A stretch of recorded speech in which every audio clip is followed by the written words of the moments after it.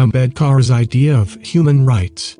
Any discussion on rights requires a comprehensive understanding of the meaning of rights.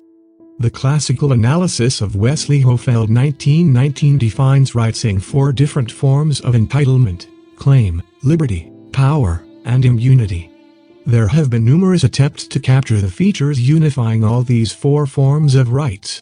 But according to Peter Jones, all such attempts have not only failed but have also produced 2 rival schools of thought, namely benefit theory and choice theory. The benefit theory claims that having a right is essentially a matter of enjoying a benefit or of having something addressed to one's interest. The choice theory claims that having a right is essentially a matter of having a choice or maximizing choice. Though there is no unity of meaning between these theories of right, but both agree on the ground that all 4 forms of rights are applicable only when the individual is taken as a unit of entitlement. The strong relation of rights with individual opens up vistas of criticizing rights for promoting individualism and atomism, which destroy community values goods. In recent decades, communitarian school has accelerated such criticism and argued for replacing rights with goods. To rescue rights from these critiques, a section of communitarian liberals have added the conception of community rights that has ushered us into an era of group rights. But this addition has further infused tension between the individual and community group rights, instead of solving the previous one. Throughout his life, Ambedkar demanded group rights through the modes of communal representation, but in reality he was a great champion of individual rights. His demand for recognition of communities through communal representation was distinct from the communitarians, because he envisaged elimination of social conflicts as the main objective of communal representation. This is contrary to communitarians, who demand group rights for protecting intrinsic values embedded in the community society. Ambedkar did not see any intrinsic value in the social and communal divisions of Indian society that needs to be preserved. Instead, he saw social and communal divisions based on race, religion, caste, ethnicity and nationalities, promoting different codes and conducts for governing life of individuals, leading to social conflicts, and resulting in the violation of individual rights. The conventional wisdom was that either individual or state violates individual rights through an undue intervention, but Ambedkar argued that social groups also violate individual rights in 2 ways. Members of one group perpetrate violence against members of another group, which is a violation of individual rights of the members of the latter group. Members of one group perpetrate violence against the fellow members of their own group when the latter refuses to comply with the codes and conducts prescribed for them.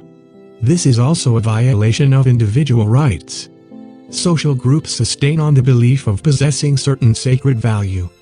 To preserve that sacredness, every group prescribes codes and conducts for its members and the members of other groups, a violation of which implies destroying the very idea of sacredness. Social groups resist preserving the idea of sacredness, which results in creating social conflicts. Ambedkar sees such social conflicts as the prime reason behind the violation of individual rights. The incubation of this idea can be traced back to his evidence before the Southborough Committee, in which he argues, men live in a community by virtue of the things they have in common. What they must have in common in order to form a community are aims, beliefs, aspirations, knowledge, a common understanding. Or to use the language of the sociologists, they must be like-minded. But how do they become like-minded? Certainly, not by sharing with another as one would do in the case of a piece of cake. To be like-minded with others is to be in communication with them or to participate in their activity. Persons do not become like-minded by merely living in physical proximity, any more than they cease to be like-minded by being distant from each other. Participation in a group is the only way of being like-minded with the group. Each group tends to create its own distinctive type of like-mindedness, but where there are more groups than one to be brought into political union, there would be conflict among the differently like-minded. And so long as the groups remain isolated, the conflict is bound to continue and prevent the harmony of action. It is the isolation of the groups that is the chief evil. Social conflicts promote tyranny of society. Therefore, buying argument from Edmund Burke, Ambedkar adds society as the third enemy of rights, in addition to the state and the individual. He argues that rights must be in conformity with the society since society is the real custodian of rights instead of political institutions. To cite him again, rights are protected not by law but by the social and moral conscience of society. If social conscience is such that it is prepared to recognize the rights which law chooses to enact, rights will be safe and secure. But if the fundamental rights are opposed by the community, no law, no parliament, no judiciary can guarantee them in the real sense of the word. Law can punish a single solitary recalcitrant criminal.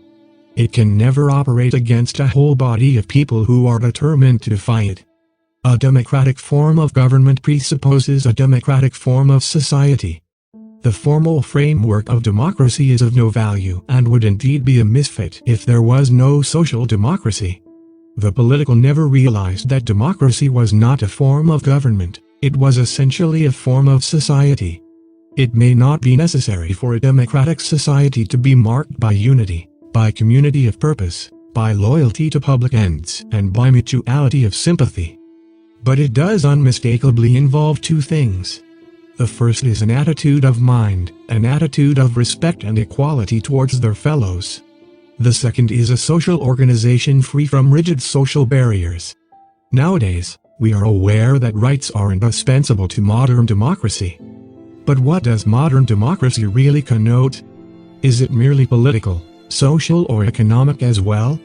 Democracy with rights in political spheres, but devoid of those rights in economic and social spheres remains in continuous churnings, and hence, cannot sustain for a long period. And if political democracy does not exist, rights too would cease to exist. This unfortunate situation will arrive if political democracy is not transformed into social democracy. In his historic speech in the Constituent Assembly on the 25th of November 1949, Ambedkar reiterated, "We must make our political democracy a social democracy as well." Political democracy cannot last unless there lies at the base of it social democracy. What does social democracy mean? It means a way of life which recognizes liberty, equality and fraternity as the principle of life. On the 26th of January 1950, we are going to enter into a life of contradictions. In politics we will have equality. In social and economic life we will have inequality.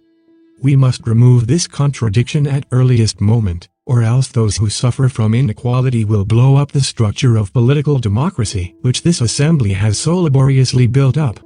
From the above speech, we can infer that Ambedkar saw social democracy as the groundwork for sustaining rights.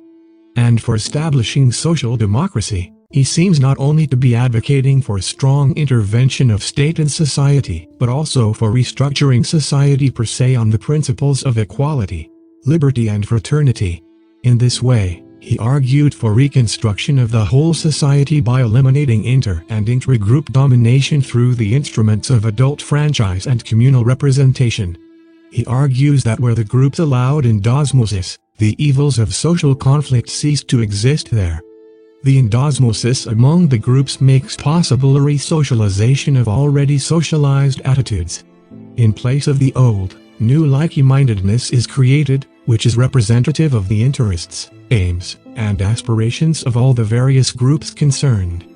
Like-mindedness is essential for a harmonious life, social or political, and, as has just been shown, it depends upon the extent of communication, participation or endosmosis, the resonance of restricting Indian society, so that violation of individual rights could be arrested, can be seen in all his manuscripts including the seminal one, Annihilation of Caste. In this way, the creation of democracy, political, social and economic, for sustaining rights, was the future project for Ambedkar.